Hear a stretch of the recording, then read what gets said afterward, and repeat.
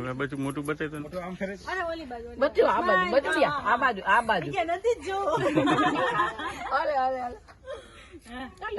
અરે અરે એ બા બસ બસ હાલા. જય ગૌ માતા. નારણભાઈ વસરા, આજે તમે બેકગ્રાઉન્ડ ઉપર તમને જોતા એવું લાગતું હશે કે આપણે એક ગૌશાળાની મુલાકાત લેવા આવ્યા છે. ઉપલેટા તાલુકા લેવલની ગૌશાળા કઈ ગૌ સંવર્ધન સારામાં સારું અને સારામાં સારો ગૌ ઉછેર, એક પણ રૂપિયાની અપેક્ષા અને આશા વગર કોઈ પણ પ્રકારનું દૂધનું એટલું બધું પ્રોડક્શનનું મહત્ત્વ કે એવું કોઈ વસ્તુ કંઈ છે નહીં.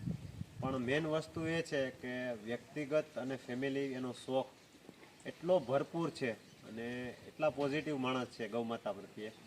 તો આજે એની ગૌશાળાની મુલાકાત લઈ અને વિસ્તૃત ચર્ચા કરીએ, આપણે એમને મળાવીએ અને એમનો પરિચય લઈએ. તમારો પરિચય અમને જરીક આપજો. હું દેવેન્દ્ર રજનીભાઈ ધોળકિયા, અમે સોની છીએ અને આપણે ડીડી જ્વેલર્સ નામની આપણી ધંધો વેપાર કરીએ છીએ સોનાનો. આ આપણે ડીડી જ્વેલર્સ ઉપલેટા સોની છે અને શોરૂમ છે, એના ઓનર દેવેનભાઈ સોનીની મુલાકાત લેવા આવ્યા. દેવેનભાઈ, તમને આપણે આ ગૌ માતા પ્રત્યેનો ટૂંકમાં એટલું બધું આકર્ષણ, આપણે જોકે આપણે બધા એકબીજાને તો આમ જાજો ટાઈમથી બધાને ઓળખીએ છીએ અને મિત્ર સર્કલ જેવું જ છે, પણ જ્યારથી તમે ગાયું લઈ આવ્યા ત્યારથી ટૂંકમાં એક અલગ જ તમને ટૂંકમાં ગૌ માતા પ્રત્યે પ્રેમ અમને જોવા મળે છે. તો કેટલા વર્ષ થયા તમારી પાસે? એટલે આપણે 17-18 વર્ષથી ગયા. તો પહેલી વખત તો એક જ ગાય લઈ આવ્યા હતા કે આપણે એવું વિચાર્યું કે એક ગાય રાખીએ ને દૂધ પીને આપણું ઘરનું ચોખ્ખું દૂધ મળે એવા થઈ કેમ. તો એની અંદરમાં એવો ફોલ્ટવાળી ને એવી ગાય આવી ગઈ ને ત્યાંથી આપણે વિચાર કર્યો કાઢવાનું બંધ કરી દી, ગાય રાખવા જ નથી ને કાં પછી આમાં ઊંડા ઉતરી અને આગળ વધી આ વખતમાં. અને ત્યાંથી લગભગ 17-18 વર્ષ થયા છે અને અત્યારે આપણી પાસે લગભગ 80-82 ગાયું છે આપણી પાસે. અને આપણે બેસ્ટ ફૂટ બહારના સારા લઈ આવી, ભાવનગર બ્લડનો ફૂટ વાપરીએ છીએ અને નવું સંવર્ધન કરીએ છીએ અત્યારે. તો ગાયોની કિંમત બહુ સારી છે, ધણકૂટની કિંમત સારી છે, પણ દેવેનભાઈ જે સમય દરમિયાન ફૂટ લઈ આવ્યા ને ત્યારે મને સાંભળે છે કે ફૂટની કોકને વાત કહીને તો કેમ કે પોતે સોની રહ્યા એટલે મહાજન રહ્યા એટલે એ પોતે કોકને કહે ને તો એ કોક એની હસી મજાક ઉડાવી નાખે એ રીતની વાત કરે. તો એ પહેલાં વહેલો ખૂટ લઈ આવ્યો તો એની આપણે ચર્ચા કરીએ. આપણે દેવેનભાઈ, તમે ખૂટ લઈ આવ્યા હતા ભાવનગરથી, તો એ ખૂટ તમે ભાવનગર ક્યાંથી અને કેટલા રૂપિયાનો લઈ આવ્યા એ તમે જરીક જણાવો. લગભગ 12-14 વર્ષથી ગઈ વાત. એટલે ભાવનગર જે પ્રદીપસિંહજી રાવલ છે એની પાસે હતો ગરેડિયા નામનો ખૂટ હતો અને એ 1.5 લાખ રૂપિયાનો કિંમત હતી જે તે ટાઈમે. એ સમય દરમિયાન 1.5 લાખ રૂપિયા એટલે આ આપણા વિસ્તારમાં બહુ હાયસ, અને ટૂંકમાં કોકને વાત કરે ને તો કેમ કહે કે ભાઈ એની તો પૈસાના ફુગાના હિસાબે બધી વાતું કરે, પણ હકીકતે એ ખરેખર 1.5 લાખ રૂપિયાનો ખૂટ લઈ આવ્યો હતો.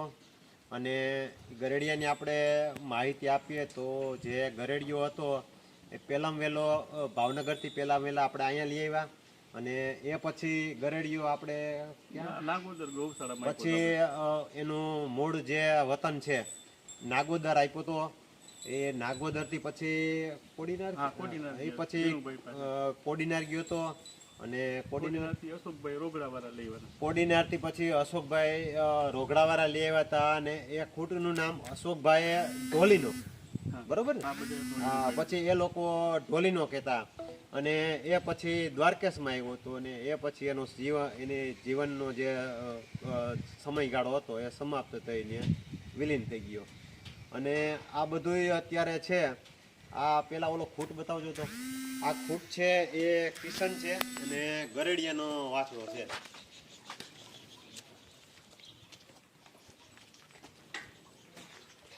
અને આ ખૂટમાં ખાસિયત એ છે અત્યારે લાલ કલર કાબરા ઉપર છે, પણ એનો બાપ હતો એ તેતરો હતો ઢોલીનો. એના બાપની માં હતી વ્હાઈટ હતી આખી. એટલે આ ખૂટે સફેદ કાબરા બચ્ચા આપેલા છે, લીલડા બચ્ચા આપેલા છે, વ્હાઈટ બચ્ચા આપેલા છે, ઘણા બધા, બરોબર ને?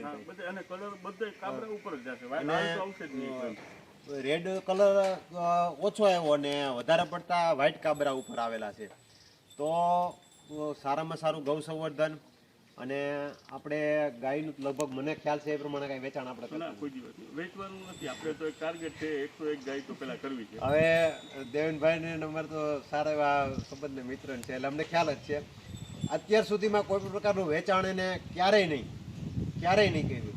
હા, સમય અનુસારે ફ્રીમાં વાછડાઓ આજુબાજુના ગામના ગૌશાળાવાળા, ગોંદરાવાળા, કોઈ પશુપાલક જેને ઉછેર કરવાનો શોખ હોય, ધાવણેથી ઉરે ત્યારે અમુક વાછડાઓ ફ્રી ઓફ જાજા બધા આપેલા છે, એ મને ખ્યાલ છે. બધી ગૌશાળામાં કિશનના વાછડા આપેલા છે, ગરડીઓ તો ગરડીના વાછડા આપેલા છે. અને તમે આ અત્યારે લોટમાં જેટલા બધાય જોતા હશો ને, આ બધાય જો અત્યારે જે છે ને બધાય કાબરા, જેટલા બધા કાબરા છે, આ બધા આ ગરેડિયા અને કિશનના બચ્ચા છે બધાય. એટલે વિસ્તૃત ગૌ સંવર્ધનમાં બહુ સારામાં સારું એવું રિઝલ્ટ અને સારામાં સારું ગૌ સંવર્ધન આપણે કહી શકીએ. તો એક કેમ કે આનું હેન્ડલિંગ કરવા માટે પણ ચારો, પછી આના ગોવાળો રાખવા, આ બધું કોસ્ટ ઘણો બધો થાય. પણ મેન વસ્તુ એ છે કે શોખની કોઈ કિંમત નથી. એ રીતે દેવનભાઈ અને એનું પૂરું ફેમિલી ગૌ માતાને સમર્પિત થઈ અને ક્યાંક ને ક્યાંક બહુ સારામાં સારી રીતે ગૌ સંવર્ધન કરે છે. અને સારામાં સારું ગૌધન, સારામાં સારું સંવર્ધન કરવું એના કરતાં મેન વસ્તુ એ છે કે ગૌ સંવર્ધનમાં ક્યાંક ને ક્યાંક ધ્યાન દઈ અને ક્યાંક ને ક્યાંક જોડાઈ રહેવું. તો આ હમણાં લગભગ આનંદી આપણે હમણાં લઈ આવ્યા ને, બાદલ નામ છે. આ બાદલ છે અને આ આપણે રેડીનો કરીને ફૂટ છે. એ રેડીનાનો વાછડો છે. એ રેડીનો આપણે કેની પાસે હતો? આપણે હરભમભાઈ પોરબંદર. આપણે પોરબંદર હરભમભાઈ કરીને છે, સારું એવું નામ છે. એની પાસે રેડીનો કરીને ફૂટ હતો. એ Bhavnagar blood line, Bhavnagar blood. હા, એ પણ ભાવનગર બ્લડ લાઈન નો હતો. અને ત્યાંથી આ ખૂટ છે, આ વાછડો હતો લગભગ 1.5 વર્ષનો હતો ત્યારે, 1.5 વર્ષનો હતો ત્યારે આ લઈ આવ્યા. અને બહુ સારામાં સારી પેડીગીરી વાળો, કેમ કે વાળો ચેન્જ કરવો પડે એટલે સારું સંવર્ધન બગડે નહીં એના માટે થઈ અને ક્યાંક ને ક્યાંક સારા બુલ પાછા એમાં એડ કરવા પડે. એટલે સારામાં સારી ક્વોલિટીનો ટોપ ગીર બુલ છે. એટલે ક્યાંક ને ક્યાંક તમે ઓવરઓલ જોઈ શકતા હશો તો બહુ સારામાં સારી પેડીગીરીની ગાયું છે. તો પોતા માટે થઈ, દૂધ માટે થઈ અને રાખી અને એક ટસલ કહી તો એમ કંઈ પણ ચાલે કે ભાઈ વાણિયા માજન ન રાખી શકે, સોની માજન ન રાખી શકે, તો એવું બધું ક્યાંક ને ક્યાંક આવું ટોચર થતું હોય. અને પાછું મેઇન તો છે ને આપણા ફેમિલીનો સપોર્ટ. હા, કેમ કે અત્યારે મોટો એક તો આ બધું બહુ કોસ્ટલી છે. શોખ છે તો બધાયને હોવો જોઈએ. હા, એટલે તમારે મેન મોટામાં મોટો પ્લસ પોઈન્ટ એ છે કે તમારા ફેમિલીમાં બધાને શોખ છે. કેમ કે આપણે કાલે ટ્રેક્ટર લીધું, એમાં ઓલું ગાયના તમે કંકુ પગલા કર્યા ને મારા સોશિયલ પેજ ઉપર ને બધું મૂકેલું હતું અને બહુ ઘણા બધા લોકોએ પ્રશંસા પણ કરી. એટલે એ પણ વિડીયોમાં આપણે એડ કરશું એને, તમે જે ફોટાને મને મૂક્યા હતા. એટલે ક્યાંક ને ક્યાંક ફેમિલીનો સપોર્ટ હોય તો જ આ બધી વસ્તુ શક્ય છે. અને ક્યાંક ને ક્યાંક તો જ આપણે ગૌ માતા પ્રત્યે સમર્પિત થઈ અને ક્યાંક આગળ વધી શકીએ. તો આમાં દૂધનું તમે શું આનું કરો છો? દૂધમાં તો કેવું છે કે અમારે અત્યારે આપણી ઘરની રિક્વાયરમેન્ટ હોય, બાકી બાળકો માટે હોય કે કોઈ પ્રેગ્નેન્ટ લેડીઝ માટે દવા માટે એવી રીતે એટલા પૂરતું આપણે ઘરેથી લઈ જઈએ. બાકી બધું તો અમારા બધા વાછડા બચ્ચાને દવરાવાનું છે. આપણું દૂધની લિમિટ છે કે 30 લીટર દૂધનું નીકળવું છે, એનાથી વધારે જોતું જ નથી. એટલે બાકીનું બધું દવરાવી દેવાનું બધાને. તો મેન વસ્તુ એવી છે કે દૂધની જાજી બધી કંઈ અપેક્ષા છે નહીં, પણ એનું જે પોતાનું જે એનું ફેમિલી મોટું છે મને ખ્યાલ છે. એટલે એની પોતાની રિક્વાયરમેન્ટ અને કોઈ રિલેટિવમાં કોઈ દવાવાળા છે, કોઈ એવા હોય લઈ જતા હોય એના માટે થઈને થોડુંક, એટલે 25-30 લીટર જેટલું દૂધ આમાંથી મિલ્કિંગ કરે છે. બીજું તો બધું નાના બચ્ચાઓને પીવડાવી દે છે. તો એક સારામાં સારા અભિગમ સાથે સારામાં સારું ગૌ સંવર્ધન. અને આપણે એના ફોન નંબર કે એવું કાંઈ આપણે નહીં લઈ, કેમ કે હું ઓળખું છું માણસ બહુ વ્યસ્ત છે. સમયાંતરે વાછડા આપતા હોય પણ વ્યવસ્થિત રીતે જે ગામના ગોંદરામાં કે વ્યવસ્થિત રીતે પોતે ગૌ સંવર્ધન કરતા હોય એ રૂબરૂ ફેસ ટુ ફેસ મળી મુલાકાત લઈ. અને કેમ કે નામચીન વ્યક્તિ છે, કેમ કે ઘણી વખત એવું હોય કે ધંધાના સમયે ડિસ્ટર્બ પોતે એના શોરૂમે બેસે છે, એટલે ધંધાના સમયે ફોન ગમે માણસો કરે ને ડિસ્ટર્બ થાય. એટલે આપણે નંબરનું નથી કહેતો, પણ વ્યવસ્થિત રીતે કોઈ ગૌ સંવર્ધન કરવાવાળા હોય તો સમયાંતરે તમે વાછડા પણ બરોબર ને આવીને આપણે ગૌશાળા કે ગામ માટે કોઈને લાભ થતો હોય તો એના માટે થઈને શોખીન વ્યક્તિ હોય તો વાછડા પણ આપે છે, ફ્રી ઓફ આપે છે, બરોબર.